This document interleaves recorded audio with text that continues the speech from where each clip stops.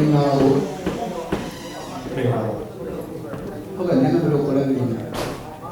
ကျွန်တော်နာမည်သိမ်းပါပါကျွန်တော်အီလီဘက်ကလာတာ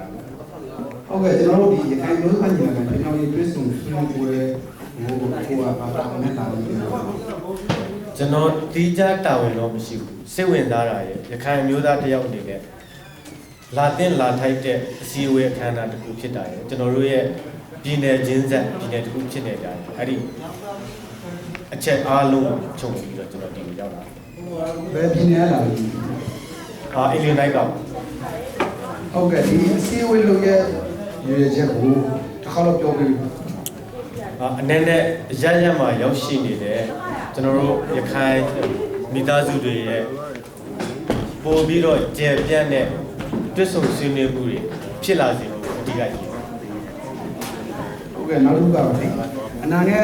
နာဂတ်လုပ်ငန်းစဉ်နဲ့ပတ်သက်လို့ဘာတွေများဆောင်ရွက်သွားမယ်ပြောချင်တယ် အနာဂတ်လုပ်ငန်းစဉ်နဲ့ပတ်သက်လို့ကတော့ကျွန်တော်တို့ထူးထူးခြားခြားပြောလို့တော့မရသေးပါဘူးကျွန်တော်တို့လောလောဆယ်မှာကျွန်တော်တို့ဒီရခိုင်မျိုးသားညီလာခံဖြစ်မြောက်ရေးကော်မတီ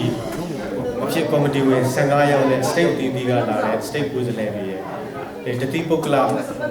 များစုရွေးချယ်တင်ပြတဲ့တတိပုဂ္ဂလတွေရဲ့စုစည်းပြီးတော့ကျွန်တော်15ဦးပါဝင်တဲ့ကော်မတီကိုတော့ဖွဲ့ထားပါတယ်ဒါပေမဲ့အနာဂတ်မှာလုပ်အမဲ့လုပ်ငန်းစဉ်အသေးစိတ်ကိုတော့အဲ့ဒီကော်မတီရဲ့ဆက်လာမဲ့ဆွေးနွေးချက်တွေပေါ်မှာတည်ပြီးတော့ဆုံးဖြတ်တော့မှာဖြစ်ပါတယ်အဲ့ဒီကြောင့်မှပြောလို့လည်းရပါတယ်ဒီတိကျတယ် ဟုတ်ကဲ့နောက်ဆုံးတစ်ခုအနေနဲ့ကျွန်တော်တို့နိုင်ငံတကာရောက်ရှိနေတဲ့ရခိုင်မျိုးသားများကို ပေးနာကနေ ဘာတွေအကြံပြုပြောကြချင်ပါလဲ နာကနေတော့ပဲ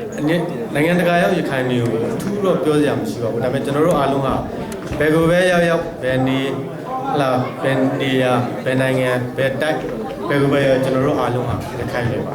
အဲ့ကြတော့ရခိုင်တွေပြည်ပြီးရခိုင်အသည့်ရခိုင်စိတ်ဓာတ်တွင်တဲ့ကျွန်တော်တို့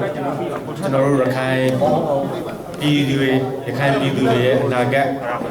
ဘဝကောင်းမွန်လှပရေးလုံခြုံရေးတွေအတွက်အတတ်နိုင်ဆုံးအားလုံးဝိုင်းဝန်းပြီးတော့ဆောင်ရွက်ဖို့အတွက်ကိုရောက်တဲ့နေရာရောက်တဲ့အခြေအနေလေးမှာကျွန်တော်တို့ဆောင်ရွက်သွားကြရအောင်ပါလို့ကျွန်တော်တို့အဲ့လိုဖိတ်ခေါ်ရင်ကျွန်တော်အဲ့လိုပဲပြောချင်တယ်ကျေးဇူးတင်ပါတယ် ဟုတ်ကဲ့ကျေးဇူးတင်ပါတယ်